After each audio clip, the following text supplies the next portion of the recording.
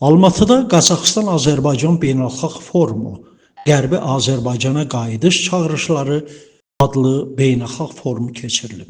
Tədbirin açılışında çıxış edən Azərbaycanın Qazaxıstandakı səfirliyinin Almatı şəhərindəki nümayəndəsi Anar Hüseynzadə, Qazaxıstanın Vətən müharibəsi dövründə nümayiş etdirdiyi mövqedən danışaraq, rəsmi Astananın Azərbaycanın ərazi bütövlüyünə göstərdiyi dəstəyi yüksək qiymətləndirib. O, həmçinin Azərbaycan-Qazaxıstan münasibətləri çərçivəsində həyata keçirilən layihələr barədə də məlumat verib.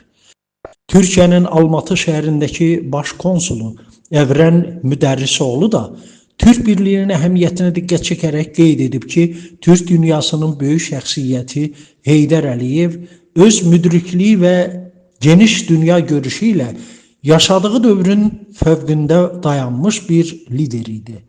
Milli Məclisin deputatı Naqif Həmzə çıxışında Qərbi Azərbaycanlıların Dədəbaba torpaqlarından qovulmasından bəhs edərək bildirib ki, Azərbaycan sərhədlərinin yaxınlığında soydaşlarının yaşadığı yeganə ölkədir.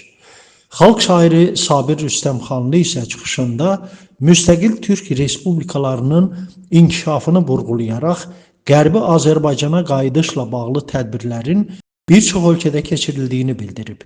O, Qazaxıstanın didərgin millətlər üçün ikinci vətənə çevrildiyini də qeyd edib. Burada Qazaxlar var, Özbəklər var, Türkiyənin nümayəndəsi var. Burada biz də Bakıdan gələnlər var. Türk dünyası balaca bir modeldir. Amma biz Türk dünyasının bu cür böyük modelini görürük. 7 dövlət bir arada.